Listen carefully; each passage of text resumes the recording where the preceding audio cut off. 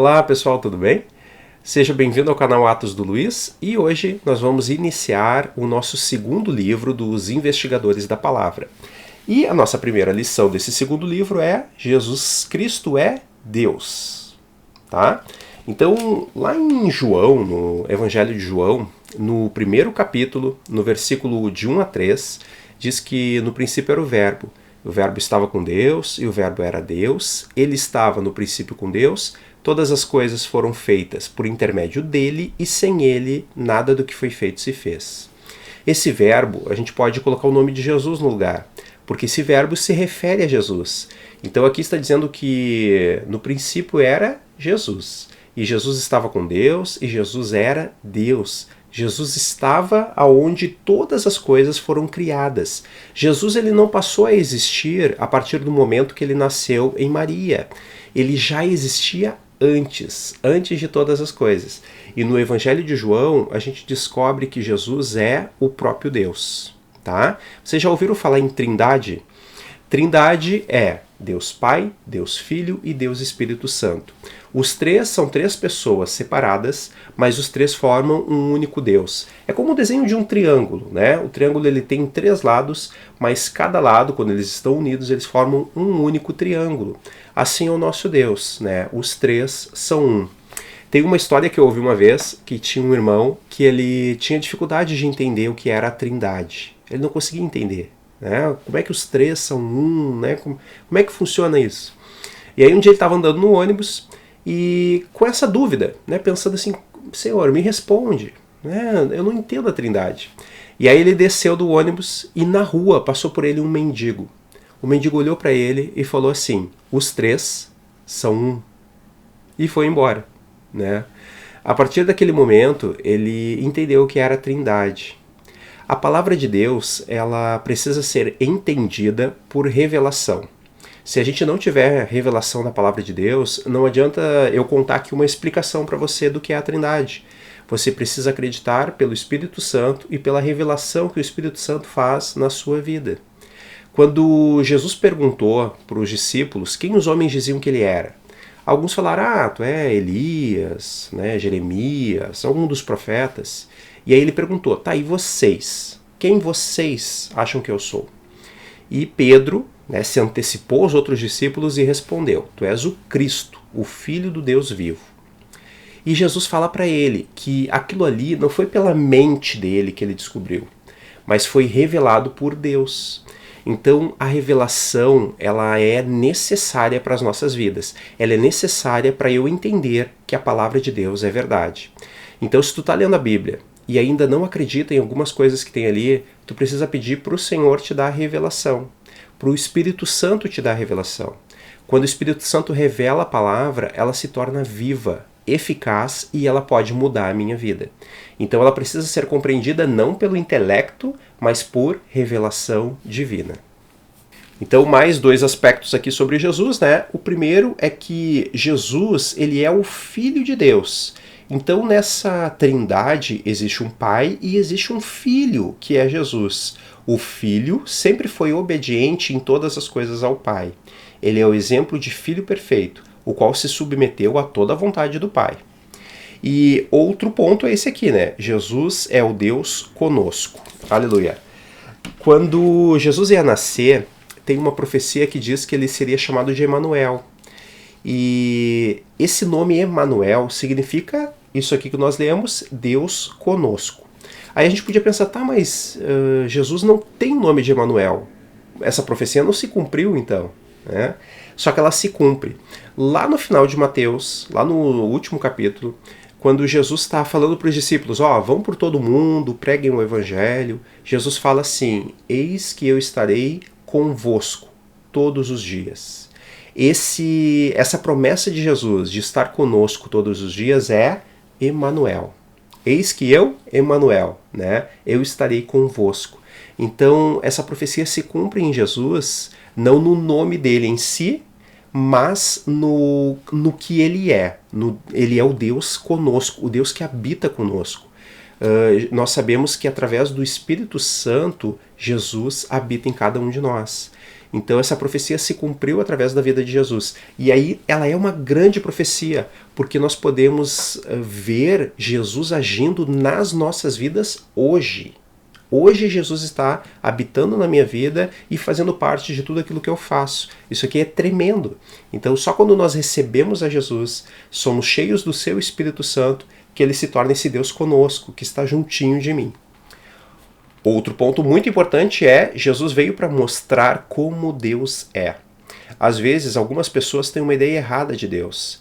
Elas acham que Deus pode ser alguém assim alguém muito zangado, que se irrita facilmente, alguém que está pronto para castigar a humanidade, para acabar com as vidas, né? Alguém que vai destruir todas as coisas porque ele pode fazer isso, né? Jesus mostrou que Deus é amor.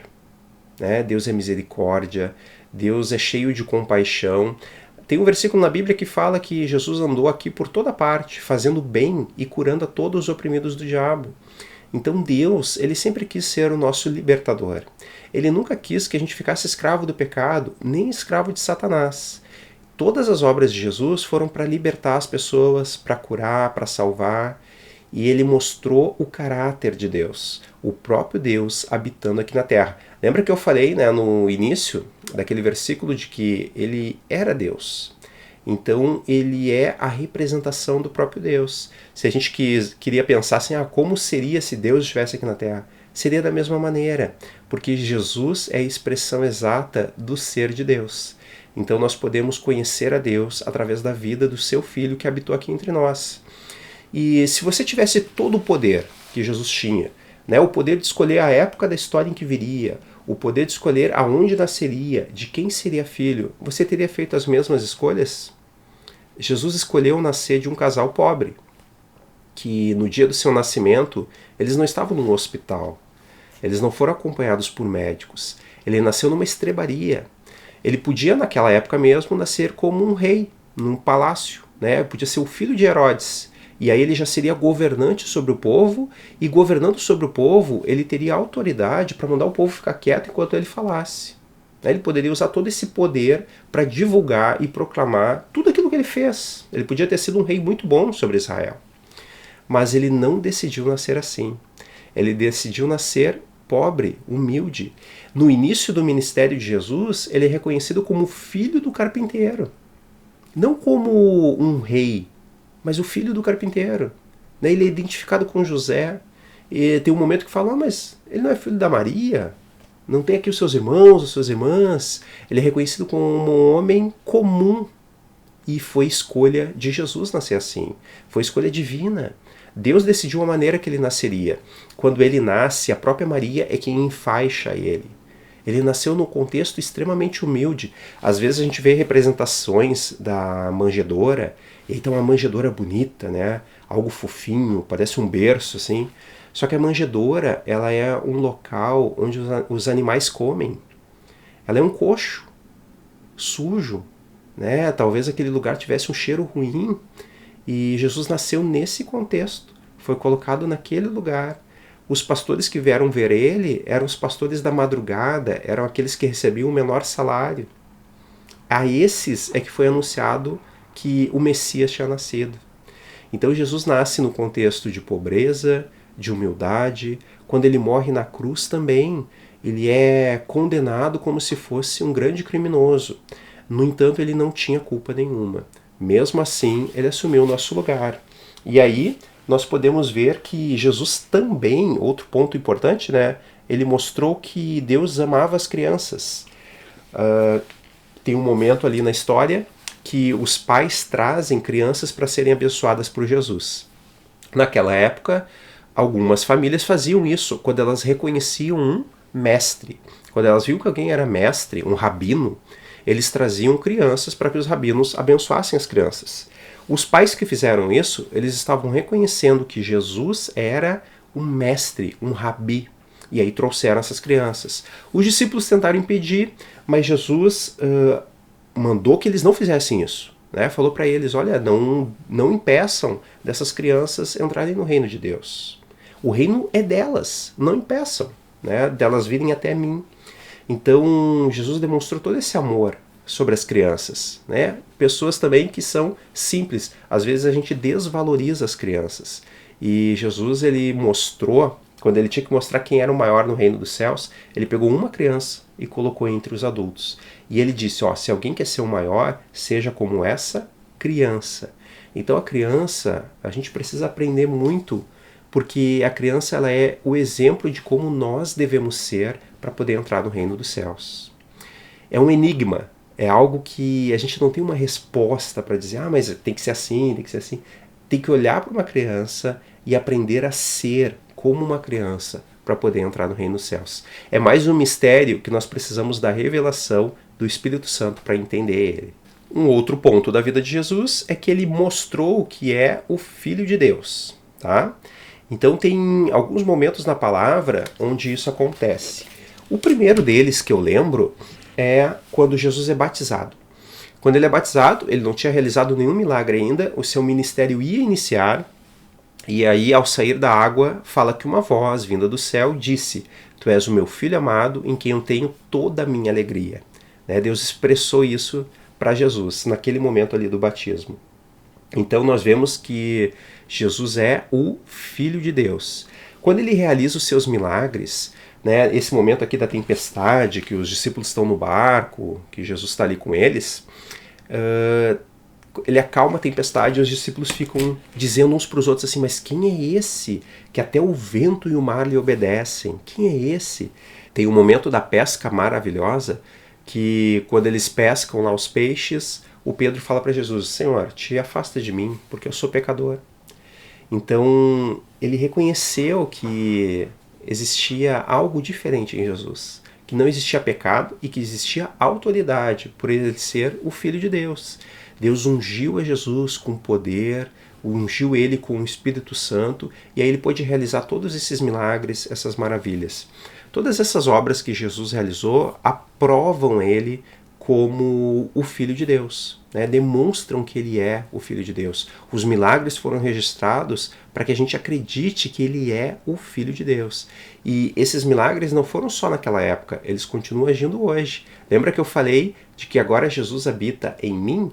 Pois é, Jesus habita em mim, realizando agora também os seus milagres. Outro ponto que nós precisamos acreditar é que Jesus morreu pelos nossos pecados.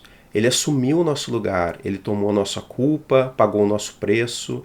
Essa condenação que ele recebeu era sobre cada um de nós. E Jesus morreu na cruz, levando tudo isso sobre ele, toda enfermidade. Por isso que agora nós podemos orar em nome de Jesus. Nós podemos clamar a ele para que ele nos liberte, clamar a ele quando nós estamos doentes ou quando oramos por alguém, porque tudo foi colocado sobre ele na cruz. Toda maldição, tudo aquilo que nos afastava de Deus foi colocado lá, para que a ira de Deus terminasse e acabou sendo colocada sobre Jesus. Então ele pagou um alto preço por nossa causa. E nós precisamos acreditar que essa morte dele, ela é a minha redenção. Foi ali que eu fui salvo, que eu fui perdoado, que eu fui resgatado pelo Senhor. E um versículo tremendo, para a gente terminar. Atos 16:31. Creia no Senhor Jesus e serás salvo. Creia no Senhor Jesus e serás salvo. Atos 16:31. Então, se você acredita no Senhor, você tem a salvação. Você é salvo por Ele. A Bíblia diz que se com a minha boca eu confessar que Jesus Cristo é o Senhor e no meu coração eu acreditar que Deus o ressuscitou dentre os mortos, eu vou ser salvo. Então a minha boca, ela proclama aquilo que no meu coração está sendo confirmado pelo Espírito Santo. É o Espírito Santo que me convence do pecado, da justiça e do juízo. Entende por que nós precisamos de revelação? Nós precisamos compreender tudo aquilo que Deus tem pra gente. E é através do Espírito Santo que a gente vai compreender isso. Amém? Que Deus abençoe a sua vida, que você seja cheio da graça do Senhor e que cada vez mais o Senhor te use poderosamente. Um recadinho aí para você, Se você gosta desse tipo de história, gosta desses materiais que eu estou colocando aqui, deixa nos comentários aí, coisas que você quer ouvir, estudos que você quer fazer, histórias que eu posso estar trazendo aqui, tá? Me ajuda a fazer um canal que te ajude a crescer na fé. tá bom? Não se esquece de comentar, de compartilhar, de fazer a sua inscrição e de deixar o seu like aqui no vídeo. Que Deus abençoe e que você tenha um bom estudo aí da palavra. Nos vemos no próximo vídeo.